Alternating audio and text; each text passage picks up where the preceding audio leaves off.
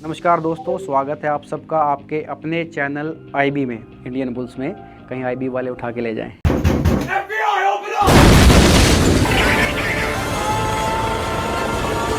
तो आज की वीडियो में जानेंगे बिटकॉइन के बारे में। बिटकॉइन को अगर समझना है तो सबसे पहले उसके पीछे की टेक्नोलॉजी, ब्लॉकचेन टेक्नोलॉजी को समझना पड़ेगा। ब्लॉकचेन नाम आपको बिल्कुल कॉम्प्लिकेटेड लग रहा होगा, पर कंसेप्ट बिल्कुल सिंपल है। ब्लॉक का मतलब सिंपल कंप्यूटर की लैंग्वेज में ब्लॉक क्या है? डेटा का ब्लॉक है। वहाँ कोई पत्थर का ब्लॉक नहीं होने वाला। डेटा है, डेटा को अगर हम कलेक्ट कर दे एक जगह पर तो उसे एक ब्लॉक कहेंगे। उस डेटा में, उस ब्लॉक में किस तरीके की इन्फॉर्मेशन हो सकती है वो डिपेंड करेगा कि ब्लॉकचेन का जो कोड है उसमें क्या कोडेड किया गया है। नॉर्मली उसमें एक चीज होती है ट्रांजैक्शन हैश। हैश कुछ नहीं होता, एक ब्लॉक से दूसरे ब्लॉक को ज्वाइंट करने वाली जो कड़ी है उसको हैश कहते हैं, और वो ब्लॉकचेन में प्रीवियस ब्लॉक की और नेक्स्ट ब्लॉक की सेम होने वाली है। यानी अगर आपको फर्स्ट ब्लॉक को सेकंड ब्लॉक से जोड़ना है, जो उनको जोड़ने वाला जो ग्लू है वो हैश है, और वो हर दोनों ब्लॉकों का सेम होने वाला है। यानी फर्स्ट और सेकंड ब्लॉक को कंबाइन करने वाला हैश सेम होगा ताकि ब्लॉकचेन कंटिन्यूअस रहे। उसका फंक्शन ही यही होता है कि वो ब्लॉकचेन की कंटिन्यूटी को बनाता है। एक ब्लॉक के साथ दूसरा ब्लॉक जोड़ते जाएंगे तो एक चेन बनेगी, जिसको ब्लॉकचेन टेक्नोलॉजी कहते हैं। बिल्कुल सिंपल भाषा में समझिए, आपने डेटा को इकट्ठा किया और उसका एक ब्लॉक बनाया। सपोज मैंने एक पेन ड्राइव में डेटा डाला, उसे मैंने एक ब्लॉक कहा। उससे मैंने दूसरी पेन ड्राइव जोड़ी, उसमें भी डेटा डाला। उन दोनों को जोड़ने के लिए मैंने, ताकि वो सीक्वेंस में रहे और बहुत सारी पेन ड्राइव मिक्स ना हो जाएं, उनको सीक्वेंस में लगाया और उनको जोड़ा हैश फंक्शन के साथ। यही ब्लॉकचेन टेक्नोलॉजी है, जिसको यूज़ करके क्रिप्टो करेंसी बनाई गई। 2008 में एक वाइट पेपर पब्लिश किया गया सातोशी नाकामोटो के नाम से। कोई नहीं जानता सर वो मेल हैं, फीमेल हैं, कंट्री का कोई ऑर्गेनाइजेशन है, कोई कंपनी है, ग्रुप ऑफ पीपल है, कोई नहीं जानता आज भी। बिल्कुल वो मिस्ट्री की तरह है। तो उन्होंने एक वाइट पेपर पब्लिश किया और एक पेमेंट सिस्टम इंट्रोड्यूस किया। बेसिकली बिटकॉइन का जो सिस्टम है वो एक पेमेंट सिस्टम है और कुछ भी नहीं है। आज तक हम बैंकिंग सिस्टम यूज करते आ रहे हैं। मनी की बिल्कुल शुरुआत में अगर जाए तो लोग बार्टर सिस्टम यूज करते थे।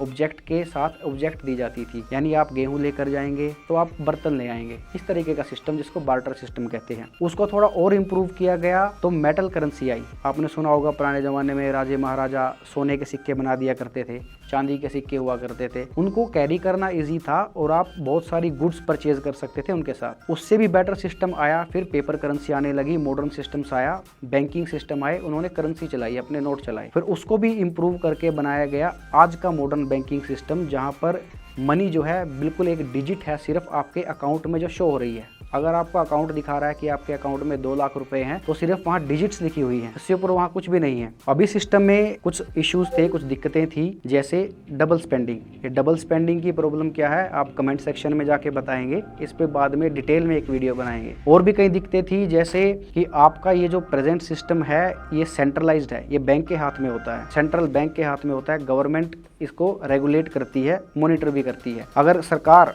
आरबीआई से कहे कि आप 1 लाख करोड़ रुपए छाप दें तो आरबीआई छाप देगा, और उससे जो इन्फ्लेशन होगी, महंगाई होगी, उसको आम जनता सहन करेगी। ऐसे ही अगर आपका बैंक आपके जमा पैसे को किसी विजय माल्या या नीरव मोदी को लोन में दे दे और वो उसे लेकर लंदन चले जाएं, तो आखिरी में नुकसान आपको भुगतना होगा। तो इस तरह की दिक्कतों के चलते एक नया सिस्टम प्रपोज किया गया, बिटकॉइन का सिस्टम। पीयर टू पीयर एक पेमेंट सिस्टम बनाया गया और उसकी नेटिव करेंसी बनाई गई बिटकॉइन। यही था बिटकॉइन के वाइट पेपर में। वो इतना रेवोल्यूशनरी था कि वो बहुत फेमस हुआ, लोगों ने उसको एक्सेप्ट किया।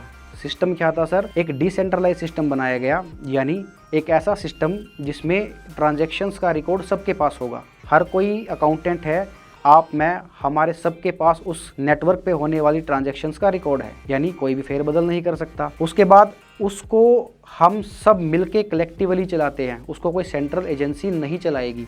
हम सब के पास उसका रिमोट कंट्रोल होगा ताकि हम उसको मॉनिटर कर सके, मैनेज कर सके। एक प्रोसेस होती है क्रिप्टो करेंसी माइनिंग, उस प्रोसेस के थ्रू उस सिस्टम को सिक्योर किया जाता है कि उसमें किसी भी तरीके की माल फंक्शन ना हो, किसी भी तरीके की मिसमैनेजमेंट उसमें ना हो सके। तो एक ऐसा सिस्टम बना दिया गया जो डिसेंट्रलाइज है, सिक्योर है और उसको कोई भी यूज कर सकता है। दूसरा, उसको कोई भी गवर्नमेंट कंट्रोल नहीं कर सकती, कोई एजेंसी उसको कंट्रोल नहीं कर सकता, उसको मैनिपुलेट नहीं कर सकता, चेंज नहीं कर सकता। एक full proof system, payment system बनाया गया और उसका यूज केस बहुत ज़्यादा हो गया। बिटकॉइन को अगर आप डिवाइड करें तो एक बिटकॉइन में आप 10⁸ सातोशीज होते हैं। जैसे 1 रुपए में 100 पैसे होते हैं, ऐसे एक बिटकॉइन में उसकी सबसे छोटी यूनिट जो है वो सातोशी होती है। वो 10⁸ सातोशीज एक बिटकॉइन में हो सकती है। उसको आप डिवाइड कर सकते हैं, वो डिविजिबल है, वो पोर्टेबल है, आप विद इन सेकेंड्स ट्रांजैक्शन कर सकते हैं। मैक्स टू मैक्स बिटकॉइन का एक ब्लॉक जो सबमिट होता है वो 10 मिनट लेता है, तो आपकी ट्रांजैक्शन एट मैक्स 10 मिनट लेगी सोल्व होने में। मैं यहाँ से अमेरिका ट्रांजैक्शन कर सकता हूँ सर विद इन मिनट, और कितनी भी बड़ी ट्रांजैक्शन कर सकता हूँ विदाउट एनी एक्स्ट्रा चार्जेस, बहुत स्मॉल गैस फीस के साथ। तो इसका यूज केस बहुत बढ़िया था, इसलिए इसकी अडोप्शन बढ़ने लगी, इसकी पॉपुलैरिटी बढ़ने लगी। अब सवाल उठता है कि बिटकॉइन का प्राइस इतना कैसे बढ़ गया। सर किसी भी चीज का प्राइस डिपेंड करेगा उसकी डिमांड एंड सप्लाई पे। सिंपल इकोनॉमिक प्रिंसिपल होता है डिमांड एंड सप्लाई, कि किसी भी चीज की अगर मांग, डिमांड बहुत ज्यादा है और उसकी सप्लाई कम है तो उसका प्राइस बढ़ेगा। जैसे नींबू, नींबू जी कहिए, नींबू जी। अब हम वो वाले नींबू नहीं रहे जो लिबिर लिबिर करते थे, अब हमको चाहिए फुल इज्जत।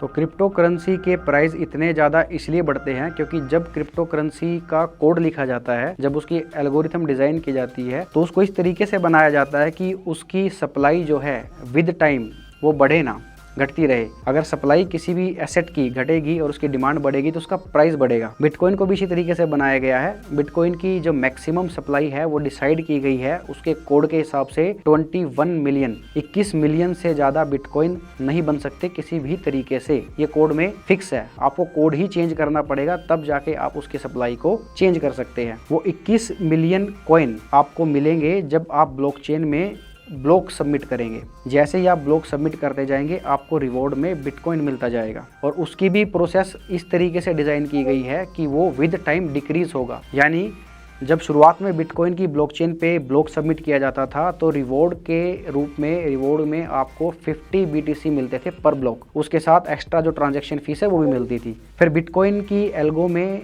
एक प्रोविज़न है कि 2,10,000 ब्लॉक जैसे ही ब्लॉकचेन में सबमिट होते हैं, जो ब्लॉक रिवॉर्ड है वो हाफ हो जाता है। बिटकॉइन हाफिंग इसको बोलते हैं। हर 4 साल में बिटकॉइन हाफिंग अप्रोक्स हो जाती है। लास्ट जो हाफिंग हुई थी वो 2020 में हुई थी, अगली 2024 के आसपास होनी है। जैसे ही 2,10,000 BTC सबमिट हो जाते हैं ब्लॉकचेन में, उसके बाद जो नेक्स्ट ब्लॉक आएगा उस पे रिवार्ड 50 BTC से घटकर 25 BTC रह जाएगा। सेकंड हाफिंग में ये हुआ। उसके बाद जब हाफिंग हुई तो रिवॉर्ड 12.5 पर ब्लॉक रह गया। और आज जो बिटकॉइन की ब्लॉकचेन पे रिवॉर्ड है, जैसे ही आप एक ब्लॉक सबमिट करते हैं तो ब्लॉकचेन से जो BTC निकलते हैं वो निकलते हैं 6.25, यानी 6.25 BTC आपको रिवॉर्ड में मिलेंगे अगर आप एक ब्लॉक डेटा का ब्लॉक जो है ब्लॉकचेन में सबमिट करेंगे। अब 6.25 की हाफिंग नेक्स्ट होगी 2024 में, यानी BTC की सप्लाई कंटिन्यूसली घटती जा रही है और डिमांड बढ़ती जा रही है, इसीलिए BTC का प्राइस इतना ज़्यादा बढ़ रहा है। तो जब भी आप किसी करेंसी को इवेल्युएट करें, उसकी जो टोकनोमिक्स है,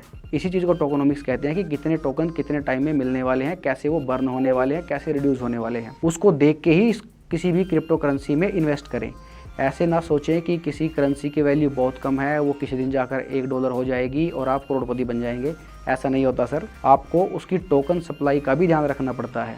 हर कोई BTC नहीं बन सकता। बिटकॉइन की जो टोटल माइनिंग है, अब तक 19 मिलियन जो है BTC माइन हो चुके हैं, सिर्फ 2 मिलियन बाकी हैं। लेकिन ये माइनिंग हाफिंग के साथ बढ़ती जाएगी, इसकी प्रोसेस डिले होती जाएगी और ऐसा माना जाता है कि 2140 तक BTC की माइनिंग हो सकती है। जब BTC की माइनिंग उस स्टेज तक चली जाएगी कि सभी BTC माइन हो चुके हैं, तब क्या होगा? अगर आपके पास इस सवाल का जवाब है तो कमेंट सेक्शन में जाके उसको लिखिएगा, हम आपको बताएंगे कि आपने सही उसको प्रेडिक्ट किया या नहीं। और अगर वीडियो पसंद आई है तो उसको लाइक करें, शेयर करें, चैनल को सब्सक्राइब करें और जुड़े रहे आपके अपने चैनल इंडियन बुल्स के साथ।